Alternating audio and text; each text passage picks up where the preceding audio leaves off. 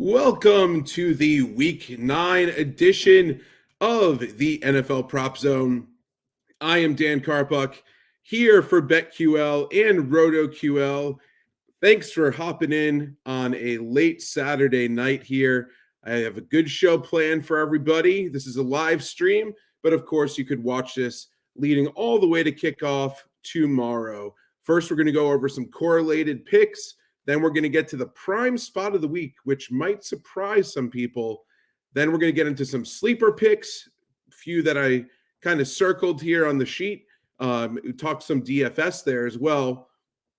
Talk some contrarian plays, get into the studs of the week, and then end with the lock of the week. And I think that this week is one that we're all going to want to get on.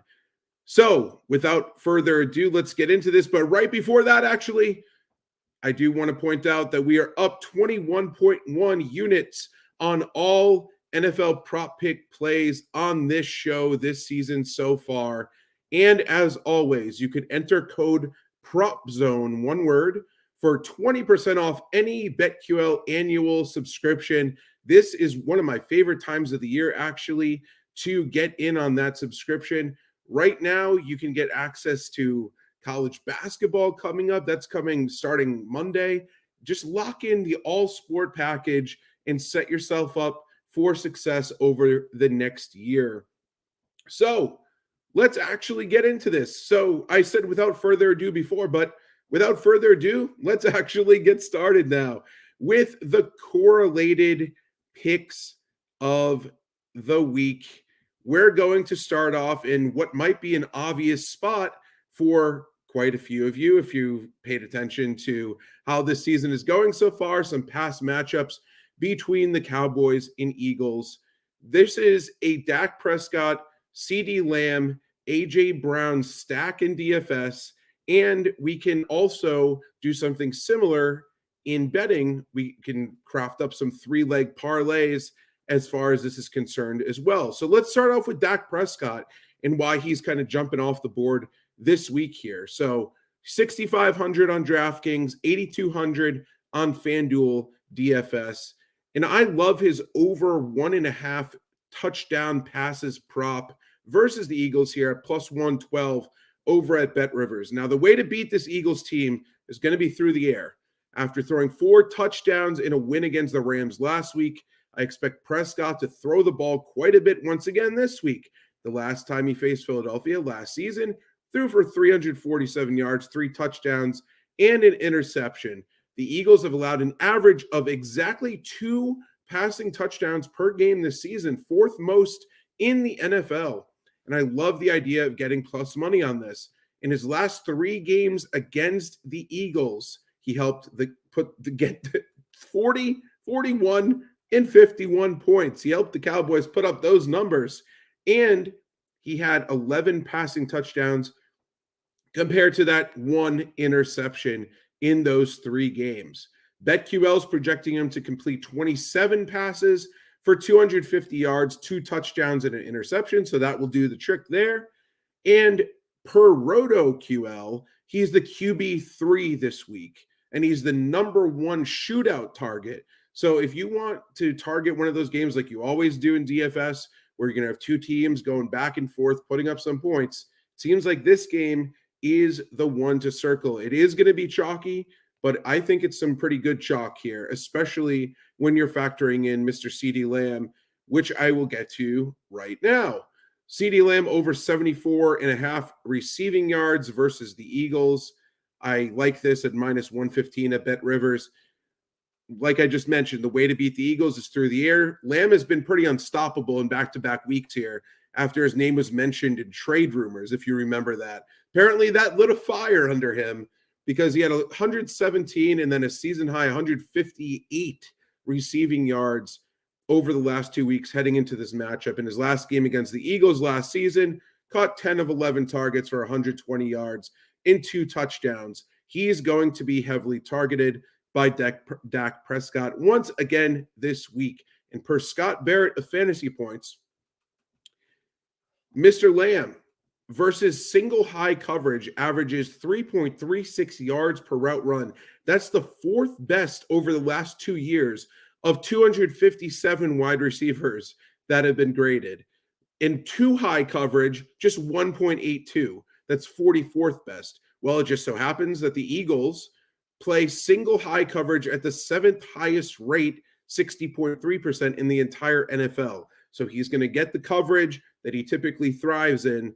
And BetQL is projecting him to catch 7 passes for 85 yards, easily going over that 74.5 receiving yard total. Per RotoQL, we have a more aggressive projection for him there. We have him as the wide receiver 2 on the week with 19.1 projected DraftKings points and as the number 3 shootout target among wide receivers as well. And you may have guessed that the number 1 shootout target among wide receivers and the number 1 projected wide receiver this week is going to be A.J. Brown. I like him over 83.5 receiving yards versus the Cowboys. That's one of the first bets I made this week, minus 115 at BetMGM. I also love his alternate line at 120 plus receiving yards at plus 300 at DraftKings, and I'll tell you why in a second. But you could get him at 8,600 on DraftKings, 9,000 on FanDuel. And by the way, you could get Lamb at 8,200 on DraftKings, 8,800 on FanDuel. So they're priced up and they're going to be chalky, but like I said, I think it's going to be worth it this week. Now, as far as Brown's concerned, everyone's talking about Tyreek Hill and how he's putting up these crazy numbers, and he is, yes, obviously. But Brown has quietly put up 939 receiving yards through 8 games. That's pretty insane, too. He ranks second in the NFL there. But here's what he's done over his last 6 contests in terms of receiving yards. 131, 175, 127, 131, 137, and 130. So he's got over 126 in all 6 of those games. That's absurd. In his last game against the Cowboys last season, went for 103 yards. I'm simply not going to do anything here except bet the over until he burns me. He's been matchup proof this season. He's as consistent as anyone in the entire league all year long. He's first in the NFL in air yards. He's first in the NFL in receiving yards after contact. We're projecting him at BetQL for 5 catches for 105 yards and a touchdown.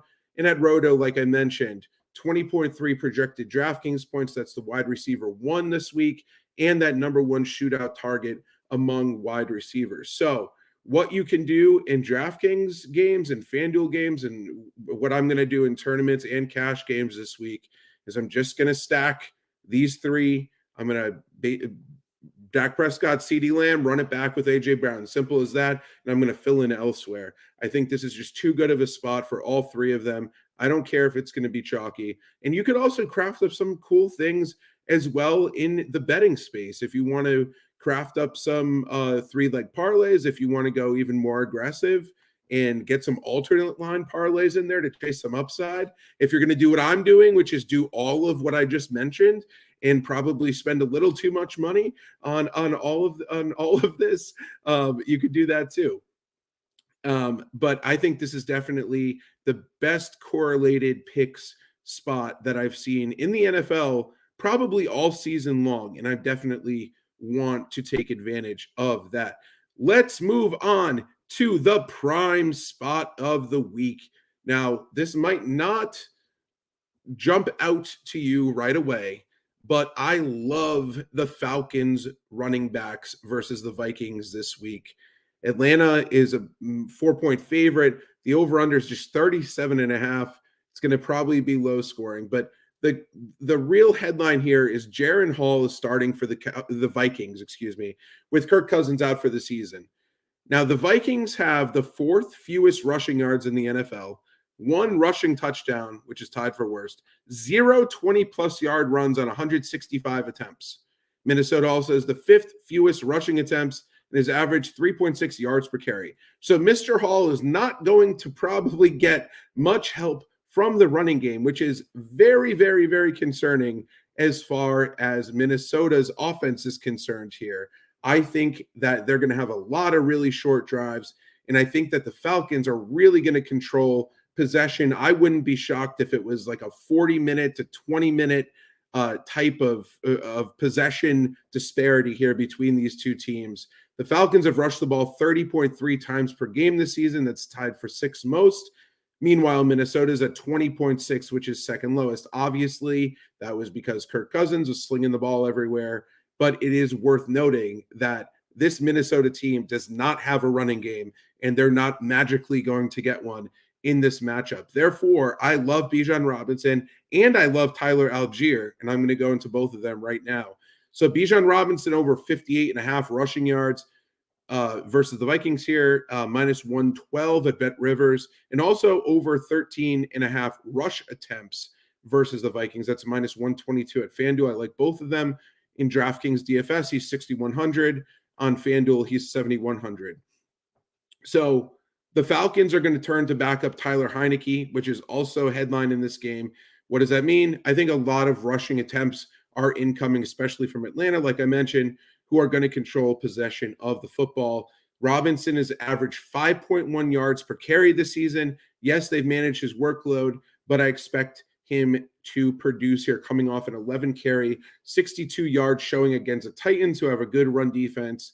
I expect him to have almost a ceiling performance here, and I wouldn't be shocked if he crosses the century mark for the third time this season. BetQL is projecting him for 15 carries and 85 yards. I think that is very reasonable, and that would easily go over both of those props there, which makes me happy. Tyler Algier over 36.5 rushing yards at minus 113 at FanDuel, and over 10.5 rush attempts at plus 110 at BetMGM. He's 4,700 on DraftKings, 5,600 on FanDuel. BetQL is projecting him to take 15 carries for 50 yards here. But I want to go back, and before last week, Tyler Algier has gotten a lot of carries. He had 17 against the Texans.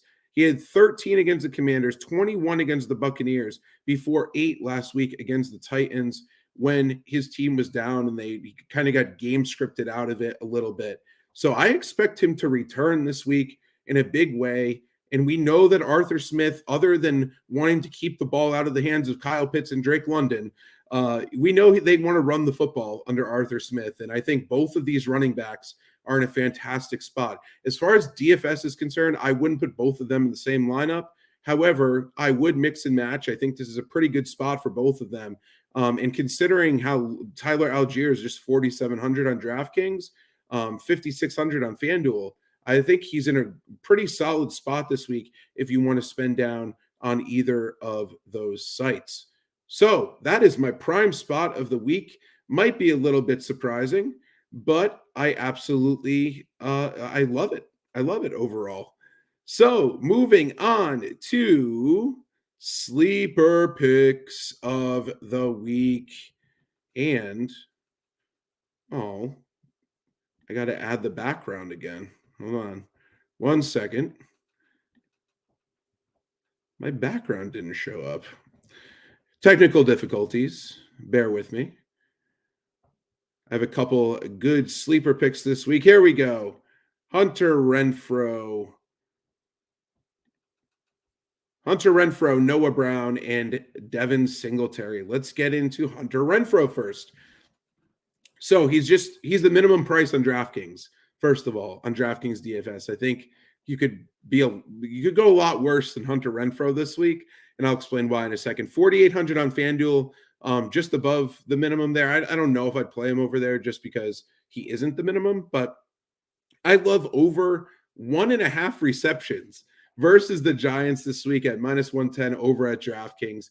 Now, obviously, we know Josh McDaniels got fired, and here's what Hunter Renfrow had to say per Pro Football Talk. Quote, I think Pierce, as in Antonio Pierce, the interim head coach, just kind of let us be ourselves and let our hair down. Just have fun playing football again and not walk on eggshells everywhere. Just go out there and enjoy playing like we're kids. He also mentioned, I'm excited to go out there and just be myself again. Now, we got to go back probably a couple seasons here to remember he is an elite route runner. This guy, he earned a big contract because of that route running ability. And for whatever reason, he just was not utilized in Josh McDaniels' offense. So All we need him to do here is to go out and grab a couple of catches. Do I think that he goes out there and makes a statement in this spot? Yes, I do. I think this is a really interesting opportunity for a guy who's been underutilized all season long, just 10 catches all season long, making all this money. I think this is a spot where Antonio Pierce is going to say, hey, go out there. We're going to play you in the slot. You're going to do your thing, and you're going to make a statement that you can go back to being that player that earned all that money. So I'm going to be on him certainly on DraftKings this week. He's probably not going to be well owned at all. We're going to get the box score. The box score watchers are not going to click on his name, which is great to see. And I think that this is actually a narrative spot that we could take advantage of. And I'm not big on that in any way, usually, but I think that this is a spot where he's definitely going to be motivated and there's a big chip on his shoulder. And I like to target athletes when they're in that spot. So over 1.5 receptions is a great bet in my opinion. And I'm also going to draft him on DraftKings. So love Hunter Renfrow this week in that perspective. Moving on to Noah Brown. Over 2.5 receptions versus the Buccaneers. Minus 119 at Caesars. He's just 3,100 on DraftKings. So if you're getting a little bit of a hint of what I'm going to be doing with my DraftKings lineups this week, it's going to be jamming in Dak Prescott, AJ Brown, CD Lamb, and trying to mix and match with some of these lower price guys that I think have upside. And I think Noah Brown certainly does have upside. First off, Robert Woods is going to be out. Second off, Dameon Pierce, who I'll get to with Devin Singletary in a second. Dameon Pierce is out, so they could be passing the ball more with CJ Stroud. Last week, Noah Brown ran 65% of his snaps from the slot. And this Buccaneers team has gotten killed out of the slot so far this season. He's had 4, 5, and 5 targets in 3 games played this season with 3, 2, and 3 catches. BetQL, though, this week is projecting him to catch 4 passes for 50 yards. So that's the kind of difference that I like to see with our projections this week here. People are going to go to Tank Dell. People are going to go to Nico Collins, and I don't blame them. I think this is a good spot to attack in terms of the Texans' passing offense.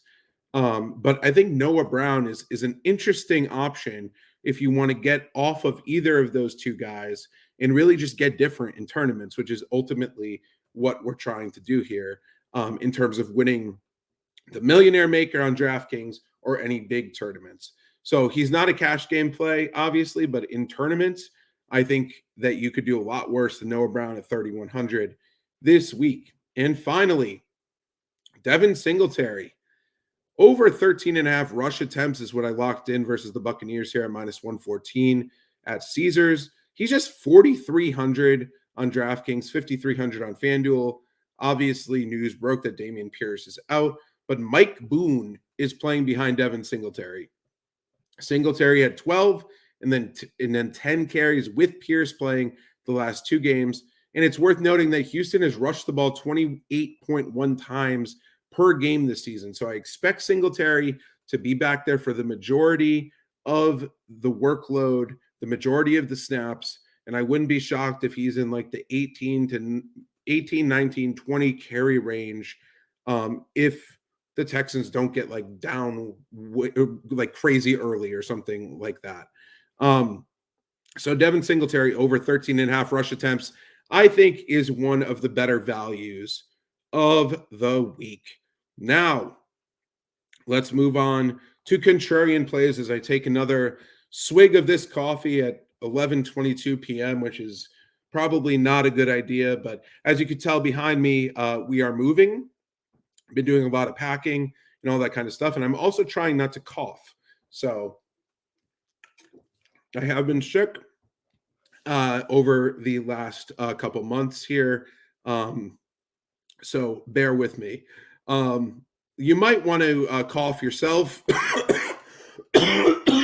See, I coughed myself. with this play. We're going to go contrarian here. We're going to go Mac Jones, and we're going to go Hunter Henry. And here's why. They're playing the Commanders. The Commanders just traded away, obviously, two big pieces that are defensive line in Sweat and Chase Young. But Mac Jones here, over 216 and a half passing yards. This is minus 115 at Bet Rivers. I like this. Also, he's just 4,900 on DraftKings, 6,600 on FanDuel. The Commanders have allowed an average of 270 and a half passing yards per game. That's third most in the entire NFL. So I like his upside this week. And I think we're going to see some more concentration because not only is Kendrick Bourne out for the year, but Devontae Parker is out. So that's one of the reasons why I like Hunter Henry over 28 and a half receiving yards versus the Commanders here at minus 117 over at Bet Rivers. He's just 3,600 on DraftKings, 5,100 on FanDuel. Henry's gone under that amount in 4 straight games. So obviously this is contrarian. This is definitely contrarian, especially if you're pairing these two in DraftKings games. I'm not going to, most likely won't be playing Mac Jones in DFS because I love Dak Prescott so much this week. But I am going to consider Hunter Henry here just because those Patriots targets have to go somewhere, right?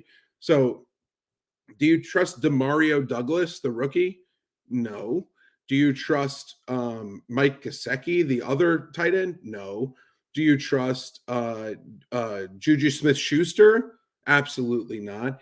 So Mac Jones is going to have to find somebody. At the beginning of the season, Hunter Henry was awesome the first 2 weeks of the year. He had another really good game. I think it was week 4, week 5. So he's had these performances where you kind of, as a Patriots fan, you can kind of clap your hands a little bit. He has had some baffling ones as well, especially lately. But I think this is a really good spot against a really bad defense, a really bad team in the Commanders. And the Patriots, I think, still want to win. So I don't think Bill Belichick's going to go out there and pull any shenanigans on us. And I think we kind of know what to expect here.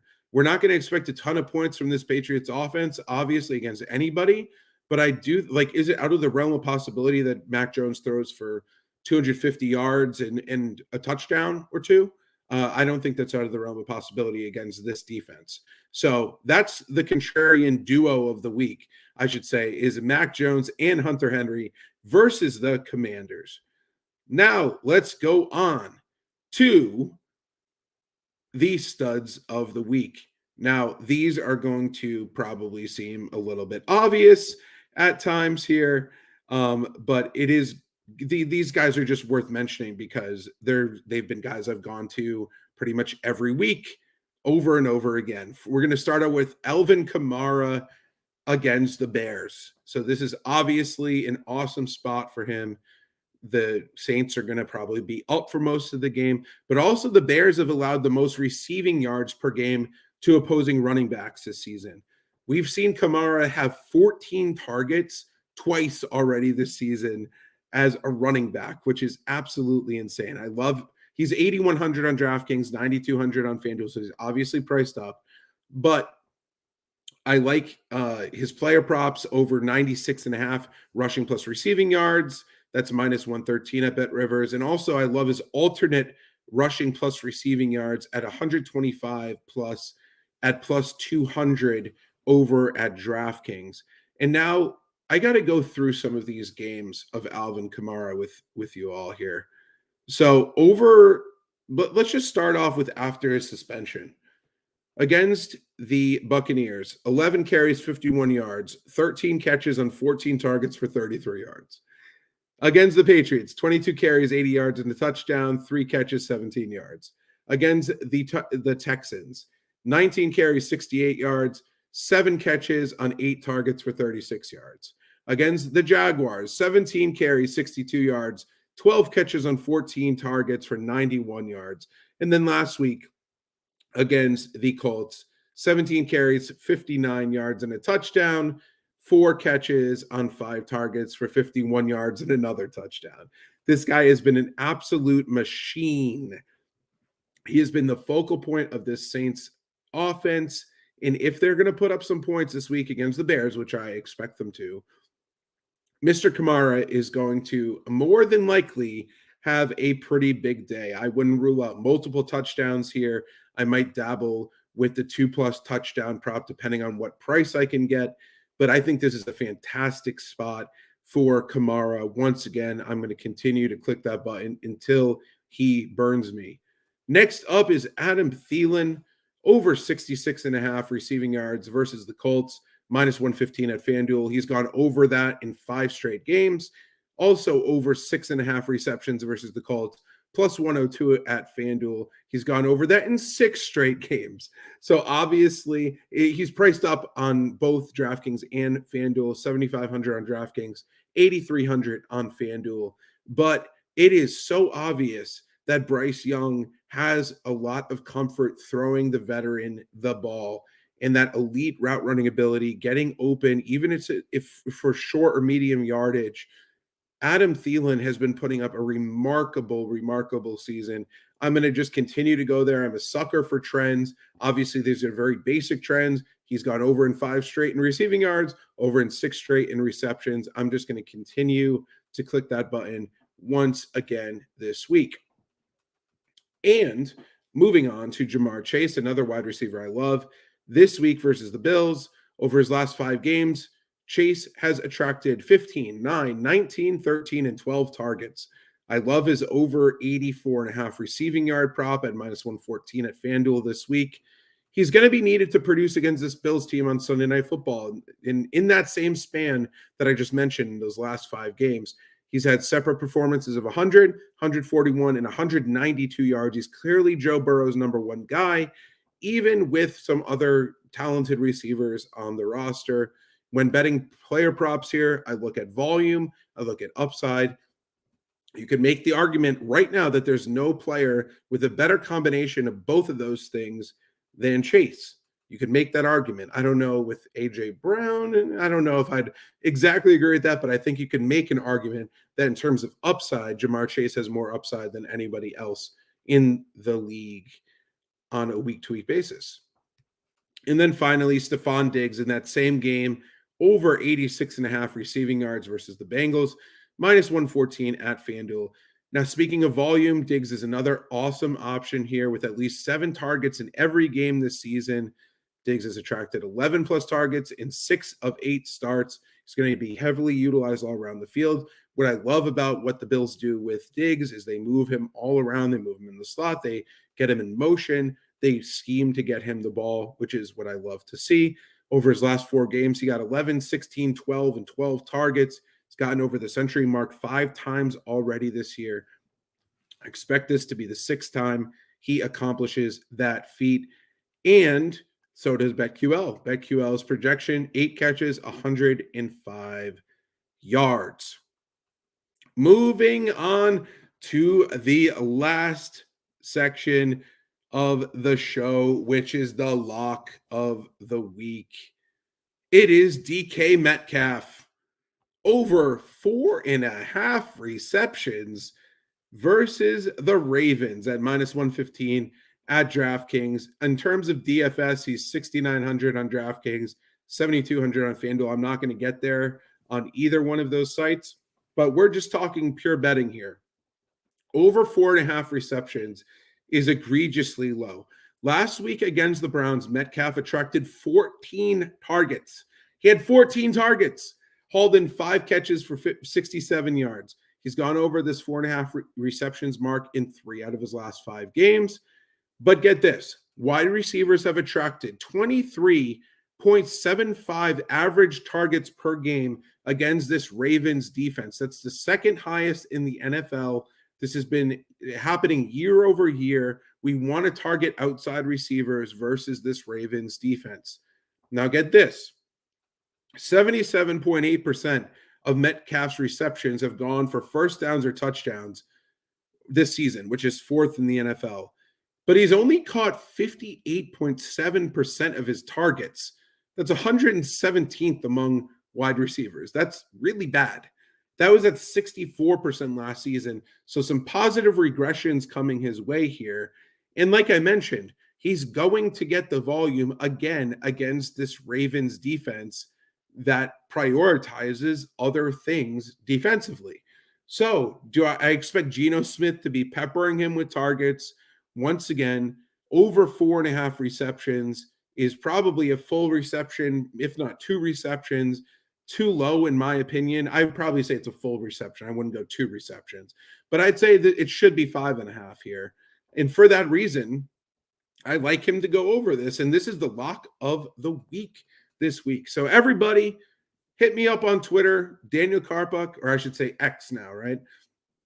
At Daniel Karpuc. Let me know what you guys think. Let me know where I was wrong. Let me know where I was right. Make sure to head to betql.com right now and enter code PropZone for 20% off any BetQL annual subscription. And once again, let's add to that plus 21.1 units that we have accumulated so far this season. I want to end the year much higher than that. So let's keep it rolling through week 9 here, everybody. Thanks for watching, and be sure to share this with as many of your friends, as many as your family, people you don't know. Share it on Twitter, share it or on X, share it on other social media. Trying to get the word out there, and let's really make this late night community on Saturday nights our own moving forward. So again, thank you for watching, and good luck in week 9.